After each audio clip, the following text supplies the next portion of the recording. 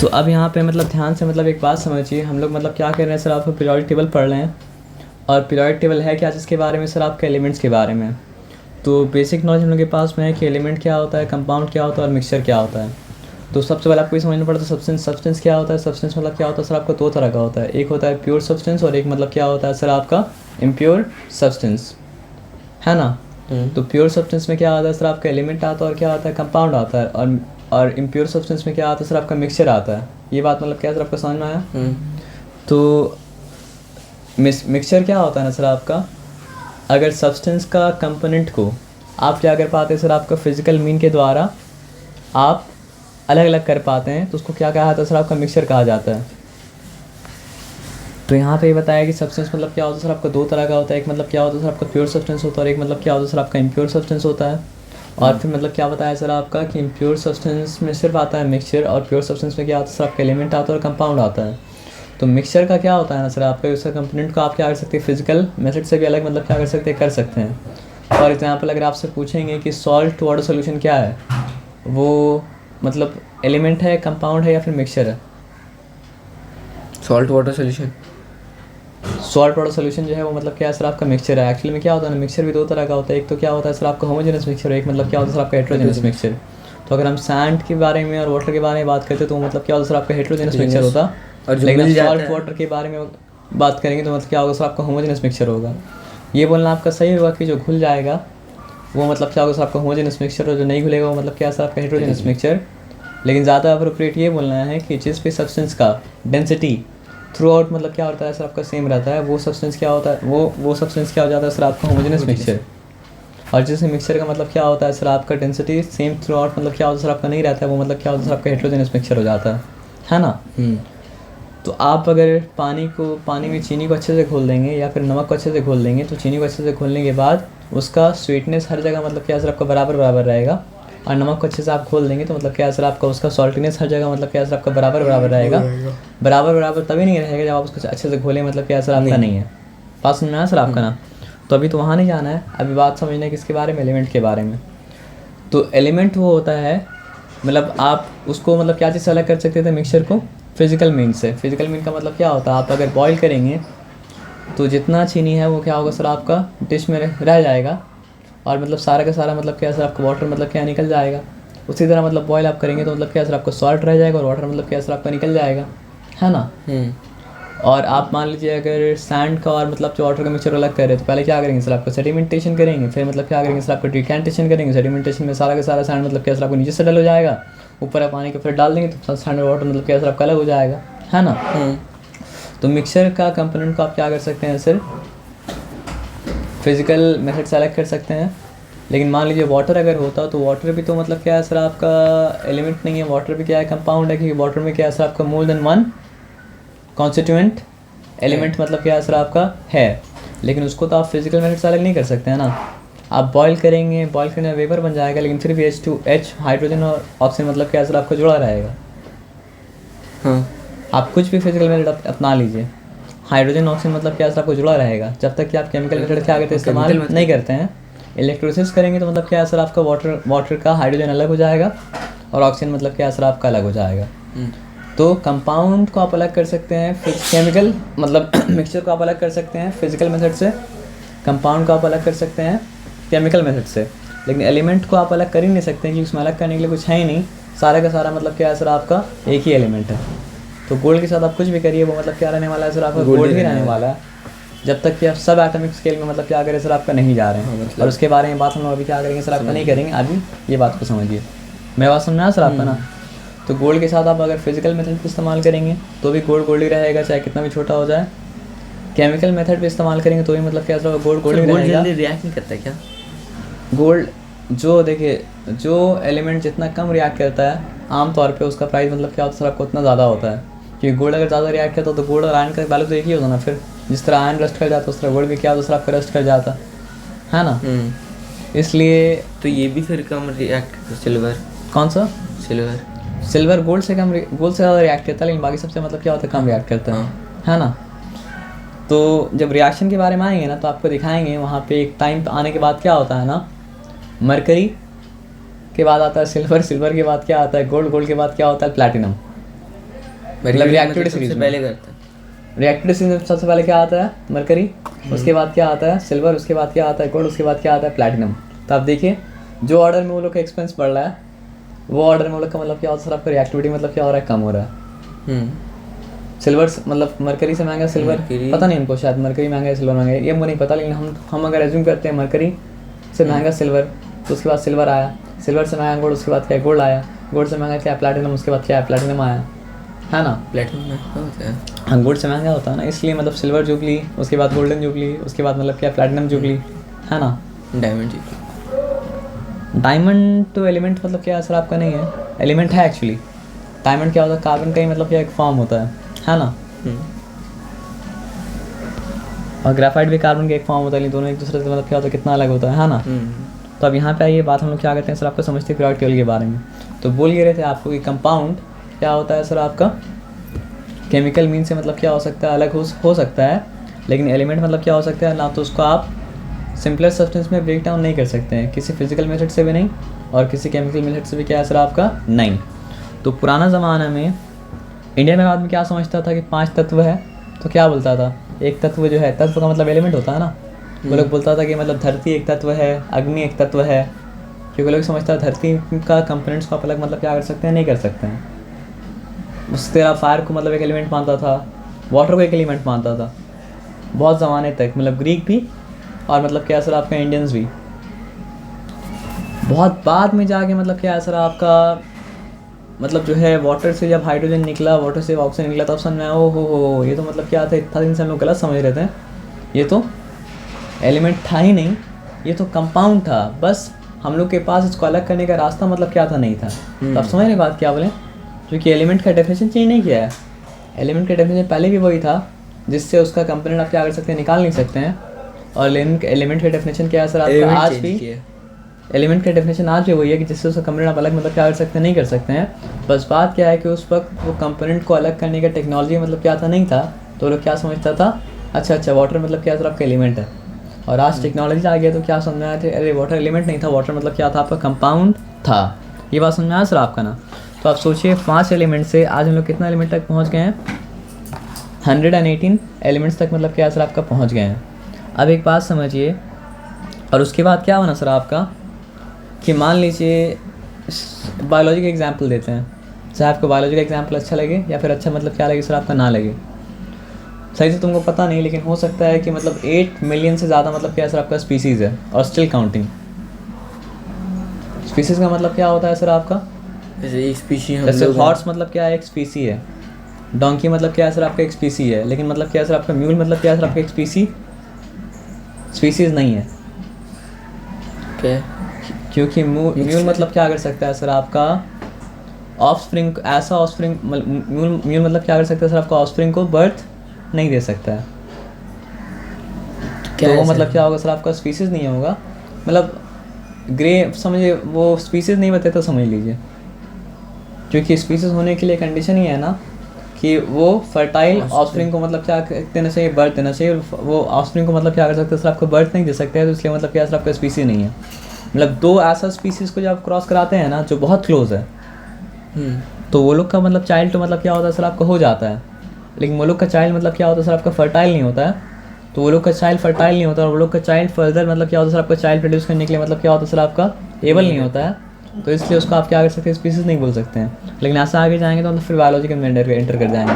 तो बायोलॉजी में एंटर मतलब क्या करना है सर? आपका नहीं करना है, लेकिन आपको हम ये बता रहे हैं कि मतलब जो है ना, मोर देन 8 मिलियन मतलब क्या सर? आपका स्पीसीज़ है वर्ल्ड में, और स्टिल मतलब क्या है? काउंटिंग है। तो आप समझिए कोई बायोलॉजिस्ट को मतलब पागलपंती सूझे और वो बोले कि हम 8 मिलियन स्पीसीज़ को मतलब क्या करेंगे? अलग अलग पढ़ेंगे, तो क्या उसके लिए पढ़ना पॉसिबल होगा? नहीं होगा ना। तो इसलिए मतलब क्या किया गया? कैटेगरी बना दिया गया कि कैटेगरी में क्या करेंगे ना कि वो लोग का बेस्ट को लेंगे। मतलब बेस्ट कैसे मिलेगा आपको? बेस्ट कोई क्रिएशन नहीं मिलेगा, यानी एक ऐसा आइडिया बनाएंगे जो जिस आइडिया में वो सारा मतलब क्या हो जाए? कैटेगरी टाइप का बन जाए। मतलब जिस आइडिया में सारा वो मतलब क्या कवर अप मतलब क्या हो जाए। और एक को पढ़ने से मतलब क्या करें? सारे के बारे में क्या करें? जनरली पढ़ लें।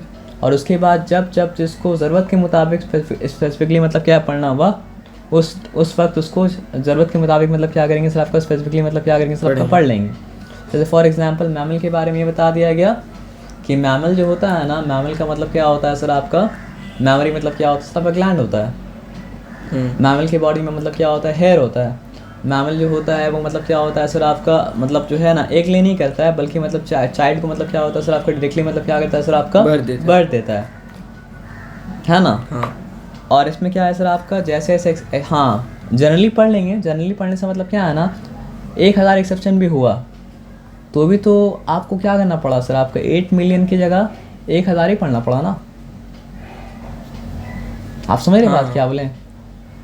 तो एक्सेप्शन से मतलब क्या होना है, परेशान मतलब क्या होना सर आपका, नहीं होना है। जनरली रूल को पढ़ने के बाद एक्सेप्शन के बारे में चिंता करना है। जैसे मतलब आप बोले अच्छा एक लेंग में मामला भी तो होता है।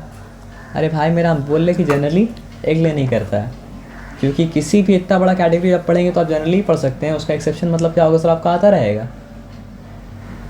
फिर बोले नहीं डग प्लेटिपस तो मतलब क्या करता है, एक ले करता है। तो एक काम कीजिए, आप जो रास्ता पकड़ ले वो रास्ता में जाइए और फिर 8 मिलियन स्पीसीज को मतलब क्या करिए, पढ़िए।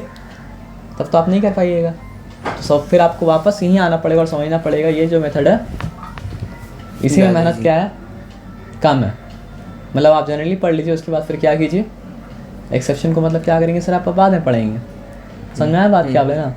तो इसलिए जिसका माइंड मतलब क्या होता है सीधा होता है, इसलिए क्या होता है सीखता है, और जिसका माइंड टेढ़ा होता है इतना टेढ़ा हो जाता है कि घूमते घूमते घूमते घूमते परेशान हो जाएगा फिर, है ना। तो इसलिए हर कोई जो आपको पढ़ाएगा उसका रीज़न तो नहीं देगा ना, लेकिन बिना रीज़न समझे भी आप उसके ऊपर भरोसा करके आप पढ़ेंगे तो आपको मतलब जो है पढ़ने में क्या होगा सर आपका आसानी होगा, चाहे आप समझने पर आसानी हो क्यों हो रहा है, और हो सकता है आप ये भी नहीं समझे कि आसानी हो रहा है ना। आपको बाद में क्या होगा सर आपको समझ में आएगा जब आपको परेशानी को दिखाया जाएगा, क्योंकि परेशानी दिखाया नहीं जाता है तो आपको आसानी मतलब क्या समझ में मतलब क्या होता नहीं आता। जब परेशानी दिखाया जाएगा तो आपको आसानी मतलब क्या होगा सर आपको समझ में आएगा, है ना। तो ये फिर यहाँ पे आ जाते हैं। तो जिस तरह मतलब क्या है ना सर आपका, जैसे मान लीजिए आप हम बता दिए मैमल के कैरेक्टरिस्टिक बता दिए कि मैमल क्या करता है सर आपका, मेमोरी ग्लैंड होता है। मैमल क्या करता है सर आपका, एक ले नहीं करता है। मैमल मतलब क्या करता है सर आपका, चाइल्ड को मतलब क्या करता है, बर्थ करता है। मैमल की बॉडी में मतलब क्या होता है सर आपका, हेयर होता है। समझ रहे बात क्या बोला। तो ये सब क्या, अब इसका एक्सेप्शन अगर आता है तो बाद में हम क्या करेंगे सर पढ़ेंगे, लेकिन इतना ये 5 चीज़ जान के 4 चीज़ जान के अगर हम पूरा समझिए, अगर 2 मिलियन मैमल है और उसको हम पढ़ ले रहे हैं अगर, तो क्या खराबी है। तो इसलिए जब मतलब क्या होता है ना, चीज़ को ऑर्गेनाइज करके कैटेगरी में डालते हैं तो पढ़ना मतलब क्या होता है सर आपका आसान हो जाता है। और नेचर में क्या है ना सर आपका कि अल्लाह ताला किसी भी चीज़ को बनाया है ना, तो आप उस चीज़ को मतलब कैटेगराइज कर सकते हैं, जिससे मतलब उसका पढ़ना मतलब क्या आसान हो जाता है। तो मतलब नेचर को इस तरह बनाया गया, यूनिवर्स को इस तरह बनाया किया कि उसको समझा जा सके, है ना। तो इसलिए मतलब आइंस्टाइन क्या बोला था, the most incomprehensible thing about the universe is that it is comprehensible. यानी सबसे ज़्यादा परेशान करने वाला चीज़ ये है, ना समझ में आने वाला बात ये है कि समझ में क्यों आता है। यूनिवर्स समझ, क्योंकि जो बनाया वो चाहता था कि आप समझे। हाँ लेकिन हर कोई नहीं समझेगा। जो अपना दिमाग को मतलब क्या है ऑर्डर में रखेगा वही मतलब क्या करेगा, समझेगा। क्योंकि ट्रेजर हर किसी को नहीं दिया था, ट्रेजर उसको दिया था जो उसकी ट्रेजर के मतलब क्या हो लायक हो, है ना। लेकिन हासिल करना पॉसिबल है। समझ रहे बात क्या है ना। तो अब यहाँ पे मतलब क्या क्या आ जाइए, हाँ क्योंकि जो मेहनत करेगा उसी को मिलेगा ना। तो ठीक है, if you want to understand universe then you have to learn maths, because the language of universe is maths. वाकई में आपके अंदर क्यूरियोसिटी अगर है तो देखा जाए क्यूरियोसिटी कितना है, कितना मोटिवेशन है, कितना परेशानी को झेल सकते हैं जो चाहते हैं वो करने के लिए। और परेशानी अगर झेल नहीं सकते हैं तो फिर आपका वो मतलब क्या था, हवा वाला बात था, उस बात को बेसिस मतलब क्या था नहीं था। और हवा वाला बात था तो आपको दिया क्यों जाए, है ना। क्योंकि चाह तो सभी रहा है ना। तो सबको नहीं दिया जाए, आपको क्यों दिया जाए। प्रूफ कीजिए, प्रूव योर वर्थ। हाँ जी, फिर पढ़ाई में वापस आ जाते हैं, है कि नहीं। तो यहाँ पे मतलब क्या है सर आपका कि शुरू में तो 5 एलिमेंट्स पता चला, फिर उसके बाद कुछ एलिमेंट्स और कुछ एलिमेंट्स और कुछ एलिमेंट्स और मतलब क्या पता चला। तो ऐसे होते होते ना मतलब एलिमेंट्स का बम्बार्डमेंट हो गया। तो एलिमेंट्स को पढ़ना मतलब क्या हो गया, मुश्किल हो गया। तो एलिमेंट्स को पढ़ना मुश्किल अगर हो गया तो सबसे पहले मतलब क्या किया ना, जो एलिमेंट को ग्रुप करना स्टार्ट किया उसका नाम मतलब क्या था सर आपका, डोमिनेट्स था। और वो मतलब क्या कि सर आपका एलिमेंट को मतलब क्या सर आपका 3 एलिमेंट का मतलब क्या ग्रुप बनाया। और 3 एलिमेंट ग्रुप इस तरह बनाया ना कि मतलब पहला एलिमेंट और तीसरा एलिमेंट का एवरेज निकालेंगे तो आपका मतलब क्या होगा सर, आपका बीच वाला एलिमेंट मतलब क्या सर आपका आएगा। तो मतलब थोड़ा बहुत एलिमेंट के लिए ये सिस्टम मतलब क्या काम किया, लेकिन उसके बाद मतलब क्या सर आपका सिस्टम मतलब क्या हो गया सर, आपका फेल हो गया। और जब सिस्टम, तो अगर सिस्टम सही होगा तो वो मतलब क्या होगा सर, आपको यूनिवर्सल होगा, वो मतलब क्या सर आपका सब के लिए वर्क करेगा। लेकिन अगर वो यूनिवर्सल नहीं, सब के लिए वर्क नहीं कर रहा है, मतलब सिस्टम में कहीं ना कहीं मतलब क्या सर आपका गड़बड़ मतलब क्या सर आपका है, और उस सिस्टम को जिस बेसिस पे डिफाइन किया जा रहा है उस बेसिस पे मतलब क्या है, गड़बड़ है, तो अगर वाकई में किसी का माइंड मतलब क्या सर आपका साइंटिफिक माइंड होगा तो वो सिस्टम को मतलब पकड़ के नहीं रखिएगा, वो फिर क्या करेगा सर, आपका नया सिस्टम मतलब क्या करेगा सर आपका तलाश करेगा। तो उसके बाद फिर क्या है सर, आपका आया कौन, न्यूलैंड। और न्यूलैंड मतलब क्या किया, बोला नहीं लॉ का बेसिस मतलब क्या गलत है, अगर सही होता तो इतना कम एलिमेंट को वो मतलब क्या कहता कैटेगराइज नहीं कर पाता, बल्कि और ज़्यादा एलिमेंट को मतलब क्या कर पाता, कैटेगराइज कर पाता। और न्यूलैंड का जब लॉ ऑफ ऑक्टेव आया ना, तो हुआ क्या पता है सर आपका, कि थोड़ा और ज़्यादा एलिमेंट को तो मतलब जो है कैटेगरी में ला पाया, कैटेगराइज कर पाया, लेकिन वो भी मतलब क्या था, कंप्लीट सोल्यूशन नहीं था। तो देखिए ट्रूथ पे आहिस्ता आहिस्ता पहुँच रहे। न्यूलैंड का पूरा गलत नहीं था, थोड़ा रियलिटी उसमें भी था। ऑक्टेव आया, मतलब ये ऑक्टेव लॉ आया मतलब न्यूलैंड का, फिर डोमिनेंट का थोड़ा सच्चाई था, उसके बाद न्यूलैंड आया। उसके बाद फिर आया कौन, मेंडलीव। लेकिन मेंडलीव में आने से पहले हम लोग क्या करते हैं सर, आपका न्यूलैंड के बारे में थोड़ा समझते हैं। तो न्यूलैंड का लॉ को मतलब जो है ऑक्टेव लॉ क्यों गया था पता है सर आपको? हाँ सर, कि 8 सूर्य जो होता है ना, हाँ सारे गामा पा हाँ, नी सा। जैसे मान लीजिए यहाँ पे अगर हम लिखते हैं सा, यहाँ पे लिखते हैं हम रे गा, उसके बाद हम लिखते हैं सा रे गा मा पा, और मतलब क्या लिखते हैं सर आपका धा, फिर क्या है सर आपका नी, और फिर क्या लिखते हैं सा। तो गिनती कीजिएगा, सा हाँ। सा रे गा मा पा धा नी सा। तो हम फिर सॉरी सा लिखना नहीं था, सॉरी यहाँ मतलब सा सा नीचे लिखना है। रे नहीं, रुक जाइए 2 मिनट से, सा रे गा मा पा धा नी सा। जब 8 नंबर पे आया तो फिर से वहीं पहुँच गए, और यहाँ पे रे गा मा पा धा नी सा रे, फिर 8 नंबर में आया फिर रे में पहुँच गए, फिर मतलब क्या है सर आपका गा मा पा धा नी सा रे गा, फिर वहीं पहुँच गए 8 नंबर पे आए तो, और फिर मतलब क्या है सर आपका मा पा धा नी सा रे गा मा। आप समझ में आया जो सिखाता है सुर में क्या सिखाता है, कि 8वां बार में आप वहीं पहुंच जाएंगे जहां से आप क्या किए थे, बिगिन किए थे। तो ऐसा इंग्लिश का भी कुछ होता है, डोरे में पता नहीं क्या है, हाँ सुने हैं। वो लेकिन हम भूल गए क्या था, ये हमको याद रहता है। तो अब यहाँ पे क्या है ना सर आपका, एक बात बस ध्यान में रखिए कि जब न्यूलैंड और मजाक उड़ाया था न्यूलैंड का कि तुम क्या गाना गा रहे हो या फिर तुम पीरियोडिक टेबल के बारे में बता रहे हो, ये क्या है, जाओ अपना बकवास को लेकर इधर से निकलो। म्यूजिक और साइंस बराबर मतलब क्या है, नहीं है। और एकदम तो सब पूरा सही नहीं था, लेकिन उसमें कुछ रियलिटी था। क्या रियलिटी समझिए, ये जो पूरा ग्रुप का हम मार्क किए, ये कौन सा ग्रुप है, ये इनर्ट गैसेस। तो न्यूलैंड का लॉ ऑफ ऑक्टेव जब मतलब क्या था आया था, तो इनर्ट गैसेस क्या था, इनर्ट गैसेस के बारे में कोई नॉलेज मतलब क्या था आपका, नहीं था। तो आप समझिए ये चीज़ इक्वेशन में क्या था, नहीं था। आप समझ रहे बात क्या बोलना। अब ये चीज़ इक्वेशन में अगर नहीं था तो आप देखिए, आप ये बात तो पता है ना कि एक तरह के एलिमेंट मतलब क्या होता है सर आपके ही ग्रुप में मतलब क्या होता है सर आपका होता है, एक तरह के एलिमेंट मतलब क्या होता है सर आपका अलग अलग ग्रुप में मतलब क्या होता है सर आपका नहीं होता है। तो आप देखिए हम यहाँ पे काउंट करते हैं 1 2 3 4 5 6 7 8 काउंट किए, उसी तरह के एलिमेंट पहुँचे। हाँ, सोडियम तो लिथियम जैसा ही है ना, हाँ। जैसे बेरिलियम से हम काउंट करते हैं, ठीक है। 1 2 3 4 5 6 7 8 मैग्नीशियम में पहुँचे। मैग्नीशियम में तो उसी का एलिमेंट है ना, आप समझ पा रहे बात क्या बोले। अब देखिए हम यहाँ पे काउंट करते हैं हाइड्रोजन से, तो 1, देखिए हम इनर्ट गैस को नहीं गिन रहे हैं, इनर्ट गैस को गिनेंगे तो आपको न्यूलैंड का ऑक्टेव का लॉ समझ में नहीं आया, क्योंकि न्यूलैंड का ऑक्टेव का जब लॉ बना रहा था तो मतलब क्या था, इनर्ट गैस एग्जिस्ट नहीं करता था, मतलब एग्जिस्ट तो करता था लेकिन डिस्कवरी उसका मतलब क्या हुआ था, नहीं हुआ था। तो यहाँ पे मान लीजिए यहाँ पे है, ठीक है। तो 1 2 3 4 5 6 7 8 तो सेम ग्रुप में पहुँचे। आप समझ रहे बात क्या बोले ना।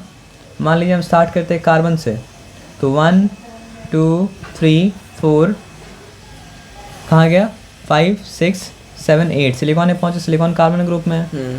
तो जैसे सा से स्टार्ट करके 8वां बार में सा में पहुँच रहे थे, रे से स्टार्ट करके 8वां बार में रे पहुँच रहे थे, गा से स्टार्ट करके 8वां बार में गा पहुँच रहे थे, मा से स्टार्ट करके 8वां बार में मा पहुँच रहे थे, पा से स्टार्ट करके 8वां बार में पा पहुँच रहे थे। उस तरह मतलब क्या है, इस अभी तक जो जितने एलिमेंट का एग्जांपल दिया वो एलिमेंट का एग्जांपल आपको दे रहे हैं, तो जिस तरह के एलिमेंट से स्टार्ट कर रहे हैं उसी तरह के एलिमेंट में पहुंच जा रहे हैं। उस एलिमेंट में पहुंच रहे हैं ऐसा मतलब क्या बोला आपको? नहीं बोला। मतलब you are not reaching to the same element after counting 8, but you are reaching to the similar element having similar properties. तो ये था मतलब क्या सर आपका न्यूलैंड का लॉ ऑफ ऑक्टेव। ठीक है, तो आप देखिए एलिमेंट नंबर 20 कहाँ पे है? ये कैल्शियम ना। तो आप देखिए यहाँ पे अगर आप स्टार्ट कीजिएगा तो you will not get to this element. Y?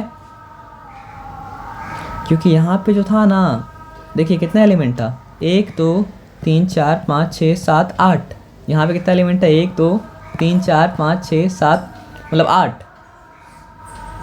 आप समझ रहे हैं? नीचे में तो 18 तो कैसे वर्क करेगा? आप समझ रहे बात क्या बोले? क्या सेम ग्रुप में पहुंचेगा? तो इससे क्या समझ में आया कि डोबेनेर का लॉ जो था ना वो क्या था ना, एलिमेंट तक कम एटॉमिक नंबर वाला एलिमेंट के लिए तो वर्क कर रहा था, लेकिन ज़्यादा एटॉमिक नंबर बोलना नहीं पड़ेगा। क्या उसका एटॉमिक नंबर भी नोन नहीं था, एटॉमिक मास नोन था। समझ रहे बात क्या बोले? एटॉमिक नंबर तो तब नोन हुआ जब कौन आया? हेनरी मोजली आया, और तब जाके वो चीज़ को करेक्शन किया था जहाँ पे मतलब कौन किया था? मेंडलीव भी गलती किया था। समझ रहे बात क्या बोले? तो ये देखा कि जिस डोबेनेर ये देखा था कि मतलब जिस एलिमेंट का एटॉमिक नंबर मतलब क्या है सर आपका कम है, उसके लिए तो मेरा लॉ वर्क कर रहा है। लेकिन जिसके लिए डोबेनेर ने नहीं देखा था, बाकी लोग मतलब कोई भी अपना आपको क्रिटिसाइज तो नहीं करता है ज़्यादातर, है ना। हाँ। तो बाकी लोग ये देखा कि ये लाइटर एलिमेंट के लिए तो मतलब क्या हो रहा है सर आपका वर्कआउट कर रहा है, but it is not working for the larger elements, मतलब elements having more atomic masses. समझ में आया बात क्या बोले? तो उसको तो अपना लॉ से मोहब्बत है, वो तो अपना लॉ को मतलब क्या करेगा सर आपको चेंज नहीं करेगा, कोई और ही आगे चेंज करेगा। अगर हर कोई अपना गलती मान लेता तो मतलब क्या होता? काम आसान हो जाता। हाँ, लेकिन उसका जितना सही है उसका बात को तो उतना बात तो मानना पड़ेगा कि चलिए कम से कम डोबेनेर से एक स्टेप आगे वो गया। अब उससे एक स्टेप आगे कौन जाएगा सर? आपका मेंडलीव जाएगा। तो मेंडलीव क्या कहता है ना सर आपका कि अपना क्या बोलते हैं उसको? पीरियोडिसिटी का। पीरियोडिसिटी मतलब क्या है? अगर सिमिलर प्रॉपर्टी एक एक इंटरवल के बाद क्या कर रहा है सर आपका रिपीट कर रहा है, तो वही तो क्या होता है सर आपका पीरियोडिसिटी होता है। आप समझ रहे बात क्या बोले ना? जैसे लिथियम के एक इंटरवल के बाद मतलब क्या सर आपका लिथियम जैसा सोडियम आया, और सोडियम के एक इंटरवल के बाद मतलब क्या सर आपका सोडियम जैसा मतलब क्या सर आपको पोटेशियम आया, पोटेशियम के एक इंटरवल के बाद मतलब क्या सर पोटेशियम के जैसा मतलब क्या सर आपको रुबिडियम आया, और उसको एक ग्रुप में मतलब क्या सर आपका क्लासीफाई कर दिया गया। समझ में आया बात क्या बोले ना? तो एक एक इंटरवल के बाद अगर मतलब क्या हो रहा है सर आपका सिमिलर प्रॉपर्टी मतलब क्या हो रहा है सर आपका आ रहा है, तो जिस बेसिस पे अगर आ रहा है वो उस बेसिस को अगर आप फाइंड आउट कर लेंगे तो वही मतलब क्या होगा सर आपका पीरियोडिसिटी का मतलब क्या होगा सर आपका बेसिस होगा। ठीक है, तो मेंडलीव के पास टेक्नोलॉजी नहीं था, फिर भी वो बहुत हद तक मतलब क्या सर आपका सही जगह पहुंच गया था। मेंडलीव क्या बताया था? एक है मतलब क्या सर आपका मेंडलीव का पीरियोडिक लॉ, ठीक है, और एक मतलब क्या है सर आपका पहले तो डोबेरियन है। नहीं डोबेनेर का मतलब बात कर लिए, उसका इतना इंपॉर्टेंस मतलब क्या सर आपका नहीं है। दो चीज़ का इंपॉर्टेंस है, एक मतलब क्या सर आपका मेंडलीव का इंपॉर्टेंस है, और एक मतलब क्या सर आपका मॉडर्न पीरियोडिक लॉ। तो मॉडर्न पीरियोडिक लॉ जो दिया था वो कौन दिया था सर आपका? हेनरी मोजली दिया था। लेकिन हेनरी मोजली से ज़्यादा इंपॉर्टेंस लॉ तो ज़्यादा इंपॉर्टेंस हेनरी मोजली का, लेकिन हेनरी मोजली से ज़्यादा इंपॉर्टेंट कौन है? मेंडलीव। क्योंकि मेंडलीव जो पीरियोडिक टेबल दिया था ना वो मतलब क्या था? ऑलमोस्ट करेक्ट था, लेकिन बस गलत क्या था? उसका बेसिस गलत था। क्योंकि जिस बेसिस से वो मतलब क्या कर रहा था सर आपका एलिमेंट को सजाया था ना, वो बेसिस कहीं कहीं वर्क नहीं कर रहा था। तो जहाँ पे वर्क नहीं कर रहा है तो इसका मतलब बेसिस गलत है। बेसिस क्या है सर आपका? कुछ और है। आप समझे बात क्या बोले ना? तो मेंडलीव मतलब क्या बोला था? The periodic properties of the element are मतलब periodicity of the element are periodic function of their atomic masses. तो दोनों में एक वर्ड का फ़र्क है, पता है? मॉडर्न पीरियोडिक लॉ में और मेंडलीव के पीरियोडिक लॉ में मेंडलीव ये बोला था कि पीरियोडिसिटी जो है ना वो मतलब क्या है सर आपका फंक्शन है एटॉमिक मास का, और हेनरी मोजली क्या बोला? मॉडर्न पीरियोडिक लॉ क्या है सर आपका? वो एटॉमिक नंबर का फंक्शन है। मतलब एक्चुअली में क्या है सर आपका कि आप किसी भी चीज़ का एक्चुअल आइडेंटिटी को पकड़ कर लीजिएगा तो आपका बेसिस क्या होगा सर आपका? राइट होगा। आपका बेसिस में गलती मतलब क्या होगा सर आपका? नहीं होगा। लेकिन ऐसा कोई चीज़ को पकड़िएगा जो मतलब क्या करे सर आपका किसी और के साथ में मतलब क्या करे सर आपका शेयर कर रहा है, तब से गलती मतलब क्या होगा ना।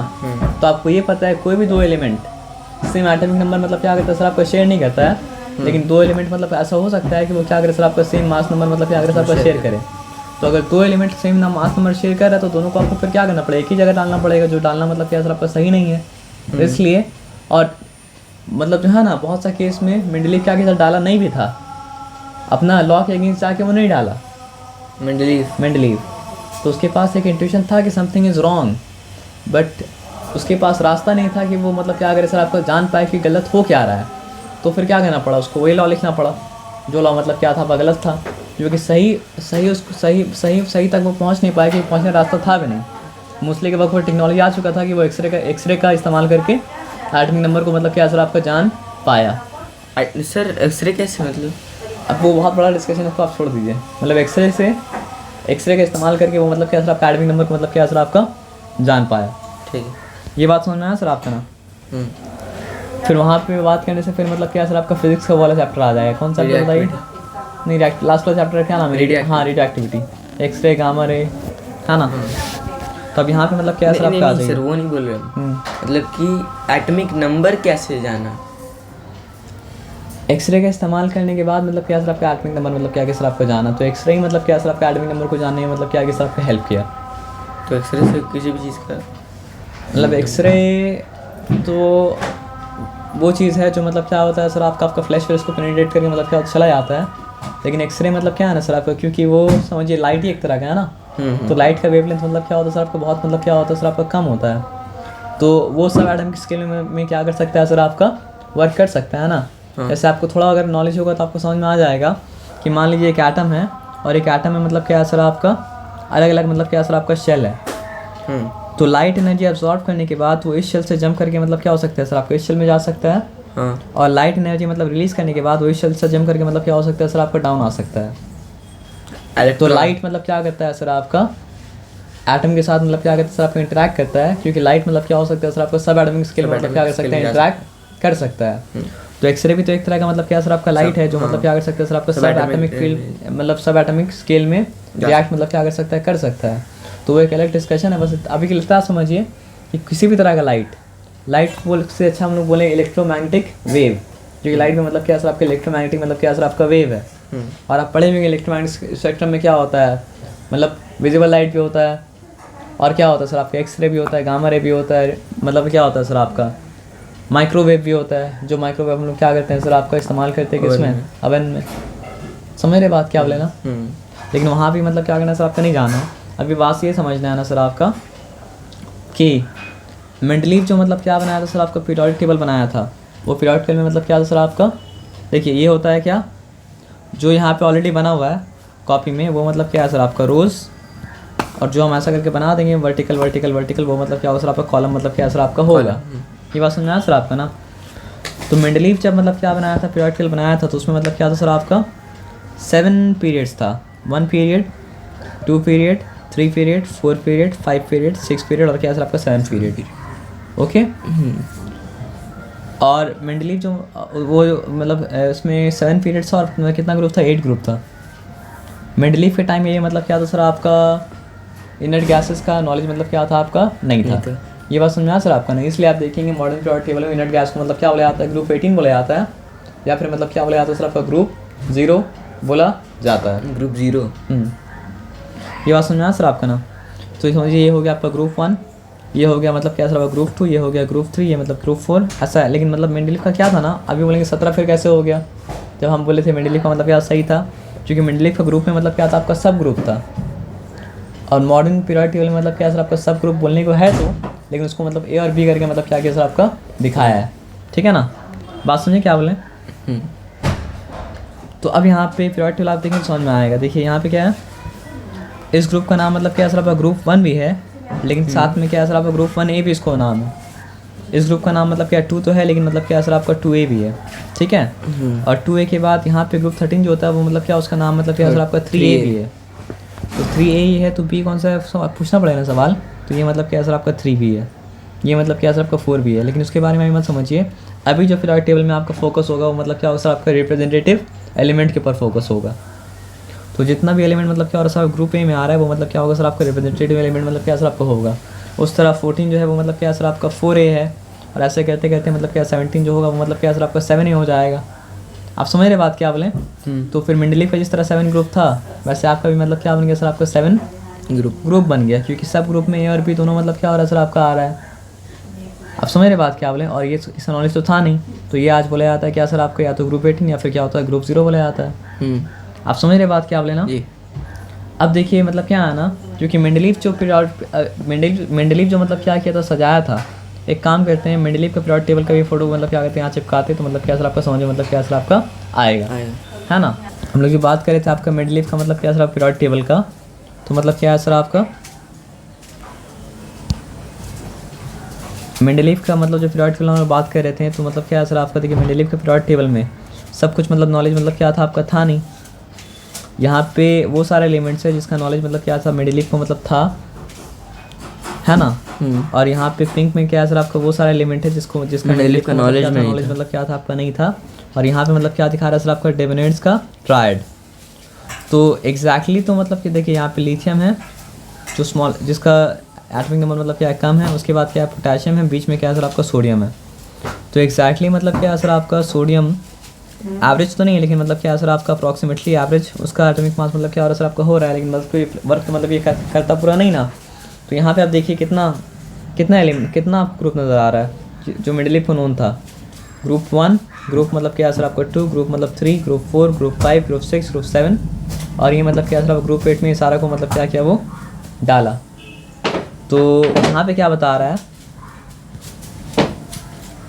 यहाँ पे मतलब क्या बता रहा है सर आपका देयर 7 पीरियड्स हॉरिजॉन्टल, पीरियड्स का मतलब हॉरिजॉन्टल रो ना।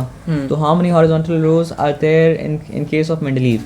तो ये 1 हॉरिजॉन्टल रो, ये मतलब क्या है सर आपका 2 horizontal row, 3 horizontal row, 4 horizontal row और क्या हो गया सर आपका 5 हॉरिजॉन्टल रो। ये हाइड्रोजन में एक ही है तो 6 हो गया, मतलब लास्ट वाला मतलब क्या सर आपका 7 हो गया। भले ही यहाँ पे 2 एलिमेंट नोन था, लेकिन एलिमेंट तो मतलब क्या था नोन था ना, तो 7 हॉरिजॉन्टल रो मतलब क्या सर आपका हो गया। आप यहाँ पे देखेंगे तो मतलब क्या एलिमेंट नंबर 1 मतलब sorry row number 1 row number 2 row number 3 row number 4 row number 5 row number 6 और ये क्या हो चुका सर आपका रो नंबर मतलब क्या सर आपका 7 हो चुका। तो यहाँ तक क्लियर है, यहाँ तक कोई डिफिकल्टी मतलब क्या सर आपका नहीं है, एकदम क्लियर। तो ये समझ में आया कि मेंडलीव के पीरियोडिक टेबल में मतलब क्या था सर आपका 7 पीरियड्स था, क्योंकि हॉरिजॉन्टल रोज को आप क्या बोलते हैं सर आपका पीरियड्स मतलब क्या कहते हैं सर आपका बोलते हैं, है ना। और क्या बोला सर आपका 8 ग्रुप का मतलब क्या होता है वर्टिकल कॉलम। समझ में आया बात क्या बोले ना। तो आप देखिए ये क्या होगा सर आपका group number 1 group number 2 group number 3 group number 4 group number 5 group number 6 group number 7 और ये मतलब क्या है सर आपका ग्रुप नंबर 8 है जो सब करके आ रहा है ये मतलब उसको ये तीनों समझिए सब ग्रुप है जो कि मतलब समझिए एक ही वर्टिकल कॉलम में मतलब क्या अकाउंट मतलब क्या किया जाएगा। तो ये मतलब क्या सर आपका मेंडलीव का पीरियोडिक मतलब क्या सर आपका टेबल मतलब क्या सर आपका है। आप सबको मिटाते नहीं, सब मिटाएंगे तो आप कंफ्यूज मतलब क्या सर आपका हो जाएंगे। उसके बाद फिर आगे मतलब क्या कहते हैं सर आपका आते हैं और मेंडलीव पीरियोडिक टेबल के बारे में थोड़ा सा और पढ़ के समझते हैं फिर, है ना।